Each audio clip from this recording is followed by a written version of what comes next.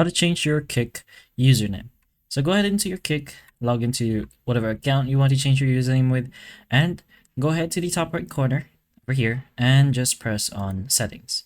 Inside settings, you'll enter your profile, scroll down a bit until you find your basic details and your username will be there. And if you want to change to update your username, you're gonna have to enable 2FA.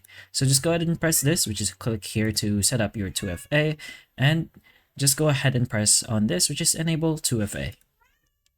And then once you're done, you can go ahead and enter the code. I recommend using Microsoft Authenticator. It's much faster there. You can just go ahead and open up the app and scan the QR code. And then from there, you can just use the code that it will give you. It's going to be a one-time code, so it's fine for you to see this.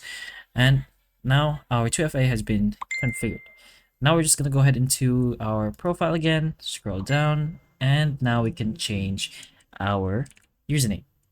Then just go ahead and save changes if you are sure. So that's pretty much how you do this process. Hopefully this helps. If it can, please like and subscribe for more videos like this, and that's all.